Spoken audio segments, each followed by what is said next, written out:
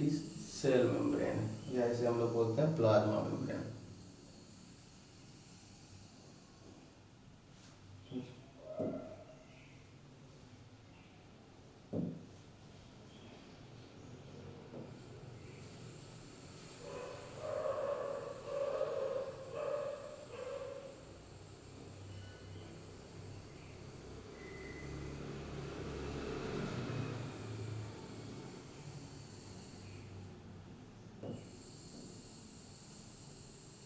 अगर एक idol prokaryotic cell की बात करें हम लोग, तो यहाँ पे जो जो चीज़ें आपको दिखाई देंगी उसको हम लोग डिस्कस करने जा रहे हैं यहाँ पे, ठीक। और ये क्या है हमारा,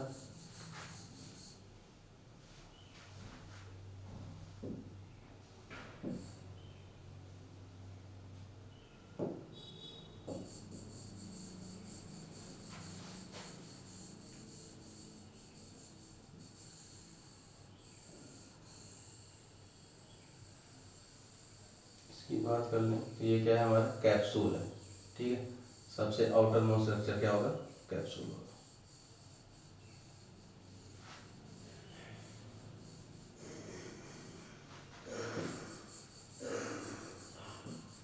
ठीक, तो अगर एक बैक्टीरिया की बात करें,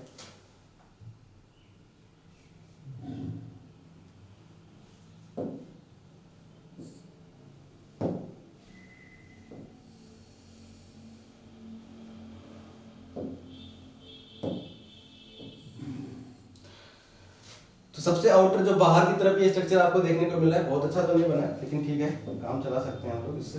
तो ये क्या है,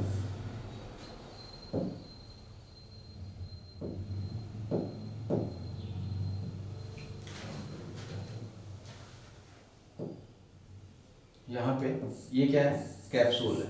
ये क्या है, कैप्सूल, ठीक। ये है सेल वॉल।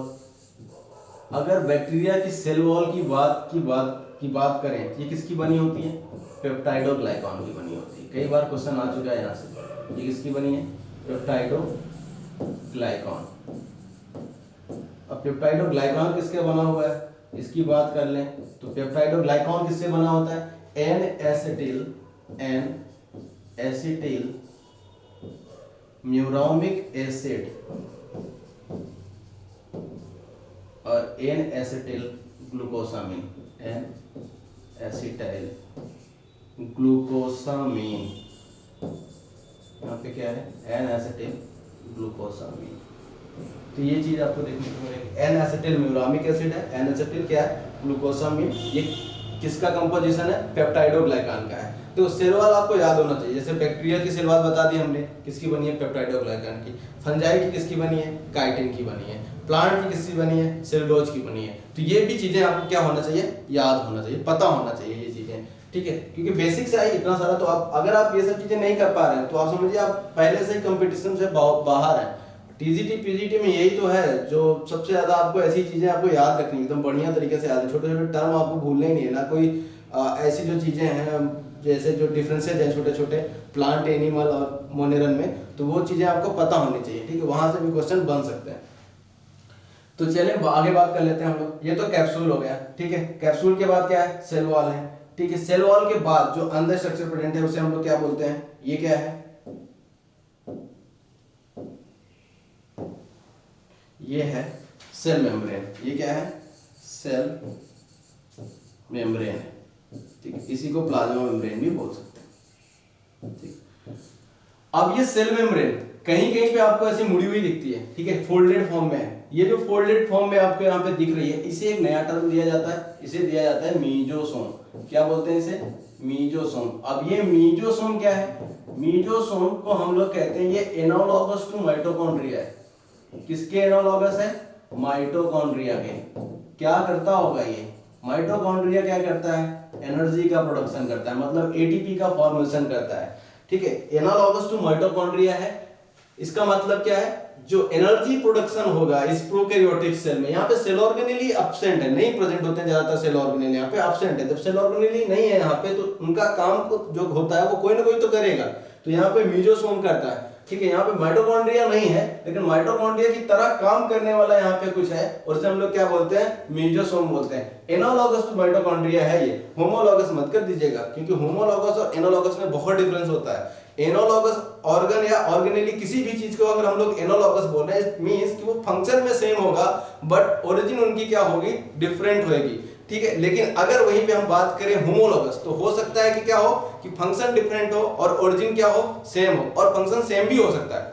होमोलॉगस के केस में आप ये नहीं कह सकते हैं कि जो है क्या होगा कि फंक्शन डिफरेंट होगा और ओरिजिन सेम होगी, ऐसा स्टेटमेंट नहीं बना सकते हैं। आपको दो स्टेटमेंट बनाना होता है। होमोलॉगस के केस में ओरिजिन तो सेम होगी, फंक्शन में भी डिफरेंट हो सकता है और में भी सेम हो सकता है, ये होमोलॉगस का केस होता है। लेकिन एनालॉगस के केस में क्या कहते हैं हम लोग, फंक्शन क्या होगा, सेम होएगा, लेकिन ओरिजिन क्या होगी, डिफरेंट होगी। वहां पे ओरिजिन सेम नहीं होगी, अगर ओरिजिन सेम हो गई तो वो क्या हो गया, होमोलॉगस हो गया। इस बात का ध्यान रखेंगे। यहाँ पे हमने एनालॉगस टू माइटोकॉन्ड्रिया बोला है, ये याद रखेंगे। मेसोसोम किसके एनालॉगस है, माइटोकॉन्ड्रिया के एनालॉगस है। आगे बात कर ले यहाँ पे और क्या क्या चीजें आपको देखने को मिलेगी। यहाँ पे जो डीएनए देखने को मिलेगा, मोस्टली क्या देखने को मिलेगा, सर्कुलर देखने को मिलेगा। मोस्टली की बात हो रही है, ठीक। मोस्टली क्या देखने को मिलेगा, सर्कुलर। और यहाँ पे बहुत सारा प्लाज्म भरा है, और इस प्लाज्म को क्या बोलेंगे हम लोग, साइटोप्लाज्म बोलते हैं, ठीक है। ये क्या है, साइटोप्लाज्म है, साइटोप्लाज्म। इसी साइटोप्लाज्म में क्या प्रेजेंट है, जेनेटिक मटेरियल प्रेजेंट है, और वो क्या है, सर्कुलर डीएनए है, ठीक है, सर्कुलर डीएनए है। अब ये जो सर्कुलर डीएनए है, अभी आपको ना इसके बाद का जो लेक्चर होएगा या इस लेक्चर में जब भी, तो उसमें आपको ना जीनोम, प्रोकैरियोटिक और यूकैरियोटिक का जो जीनोम है उसमें क्या डिफरेंस है वो बात करेंगे आगे, अभी नहीं करेंगे, अभी आप बस इतने पढ़ लीजिए, ठीक। तो यहाँ पे क्या है, सर्कुलर डीएनए है, ठीक। अब ये जो सर्कुलर डीएनए है साइटोप्लाज्म के जिस एरिया में प्रेजेंट है, ठीक है, जिस एरिया में प्रेजेंट है, इस वाली जगह पे जहां पे प्रेजेंट है, इस जगह को भी हम लोग एक स्पेशल नाम देते हैं, और ये नाम क्या होगा इसके लिए, न्यूक्लियोइड होगा। क्या होगा, न्यूक्लियोइड होगा। तो इसको क्या बोलते हैं, न्यूक्लियोइड बोलते हैं, ठीक है। तो न्यूक्लियोइड क्या है, वो जगह होती है जहां पे क्या प्रेजेंट होता है, जेनेटिक मटेरियल। साइटोप्लाज्म का वो एरिया होता है जहां पे जेनेटिक मटेरियल प्रेजेंट होता है, उसे क्या बोलते हैं, न्यूक्लियोइड बोलते हैं। और क्या यहाँ पे देखने को मिलता है हमें, और हमें यहाँ पे क्या देखने को मिलेगा, और यहाँ पे हमें क्या देखने को मिलेगा, यहाँ पे राइबोसोम देखने को मिलेंगे। साइटोप्लाज्म में क्या देखने को मिलेंगे, राइबोसोम। और ये राइबोसोम कैसे होते हैं, राइबोसोम कैसे हैं, 70S है, ठीक। ये भी एक डिफरेंस है यूकैरियोटिक और प्रोकैरियोटिक सेल का, कि प्रोकैरियोटिक सेल में क्या प्रेजेंट होता है, सिर्फ 70S प्रेजेंट होता है, जबकि यूकैरियोटिक में 70 और 80S दोनों प्रेजेंट होता है, ठीक। तो यहाँ पे ये वाली बात होगी। और क्या देखने को मिलेगा यहाँ पे और आपको क्या देखने को मिलेगा, यहाँ पे आपको देखने को मिलेगा प्लाज्मिड, सेल्फ रेप्लिकेटिंग मॉलिक्यूल। यहाँ पे एक्स्ट्रा क्रोमोसोमल जेनेटिक मटेरियल है ये, ठीक है। यहाँ पे और क्या देखने को मिलेगा, एक्स्ट्रा क्रोमोसोमल जेनेटिक मटेरियल देखने को मिलेगा, जिसे हम लोग क्या बोलते हैं, प्लाज्मिड बोलते हैं, ठीक। इसे क्या बोलते हैं, प्लाज्मिड, ठीक है। प्लाज्मिड भी आपको यहाँ पे ना कई तरीके के प्लाज्मिड दिखेंगे। जब बायोटेक्नोलॉजी पढ़ाएंगे तो प्लाज्मिड का रोल समझाएंगे आप, क्योंकि प्लाज्मिड क्या करता है। फिलहाल आप ऐसे समझ लीजिए, यहाँ पे जो प्लाज्मिड होते हैं वो कई तरीके के हो सकते हैं। उसमें से कोई आर प्लाज्मिड होगा जो रेजिस्टेंस के लिए रिस्पॉन्सिबल होगा, कोई एफ प्लाज्मिड होगा जो कि क्या होगा, फर्टिलिटी के लिए रिस्पॉन्सिबल होगा, कोई कॉल प्लाज्मिड होगा जो कॉल्सिन ड्रग के लिए, ड्रग के अगेंस्ट रेजिस्टेंस प्रोवाइड करेगा। तो ऐसे क्या होंगे कि अलग अलग तरीके के प्लाज्मिड हो सकते हैं। तो प्लाज्मिड भी इसके बारे में डिटेल में पढ़ना है, लेकिन यहाँ नहीं पढ़ना है, आगे पढ़ना है आपको, ठीक। तो यहाँ ज्यादा नहीं पढ़ना है आपको।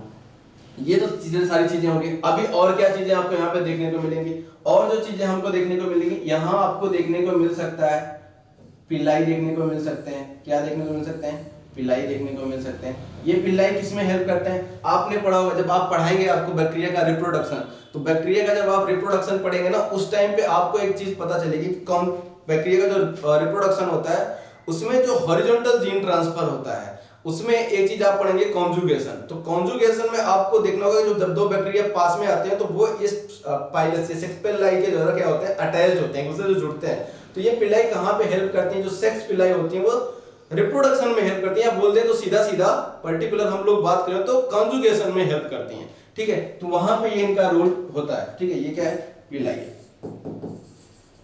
ठीक है, ये यहाँ पे रोल प्ले करते हैं। और क्या प्रेजेंट होता है, यहाँ पे फिमरी प्रेजेंट होती है। यहाँ पे क्या है, प्रेजेंट है, फिमरी प्रेजेंट है। अब ये फिमरी का क्या रोल है, ये अटैचमेंट में हेल्प करती हैं। किसमें हेल्प करती हैं, अटैचमेंट में हेल्प करती हैं। देखो कुछ बैक्टीरिया जो फोटोसिंथेटिक भी हो सकते हैं, अब अगर वो फोटोसिंथेटिक था उसमें तो क्या प्रेजेंट होगा, पिगमेंट प्रेजेंट होगा। वो पिगमेंट कहाँ पाया जाएगा, तो यहीं पे जो सेल मेम्ब्रेन जैसे हम लोग मीजोसिम हम लोगों ने बनाया यहाँ पे, तो यहाँ पे हम लोग एक चीज और क्या बना सकते हैं, यहाँ पे क्या बना सकते हैं, यहाँ पे एक नई चीज बना सकते हैं जिसमें पिगमेंट भरा होगा और इसे हम लोग क्या बोलेंगे, क्रोमोफोर बोलेंगे। ठीक, क्रोमोफोर बोलेंगे। अब सब बैक्टीरिया ऐसे नहीं होते हैं, ठीक है। ये एक आइडल स्ट्रक्चर है, आइडल सेल है किसकी, प्रोकैरियोटिक सेल है, जिसमें ये सारी चीजें प्रेजेंट है। बैक्टीरिया मूव भी कर सकते हैं, मूवमेंट के लिए भी कोई ऑर्गन प्रेजेंट होगा, कोई ना कोई पार्ट इसमें प्रेजेंट होगा, तो उसे हम लोग क्या बोलेंगे, फ्लैजिला होगा। यहाँ पे क्या प्रेजेंट होगा, फ्लैजिला प्रेजेंट होगा,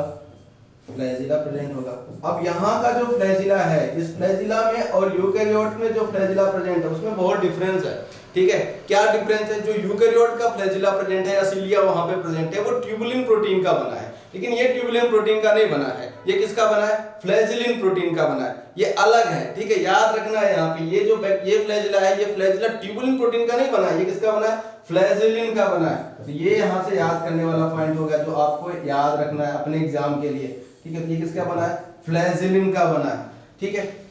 इतनी सारी बातें हो गई किसके बारे में, एक बैक्टीरियल सेल के बारे में। तो हमें क्या क्या चीजें अभी तक देखने को मिली जो इंपॉर्टेंट है। एक चीज क्या है, न्यूक्लियोइड है।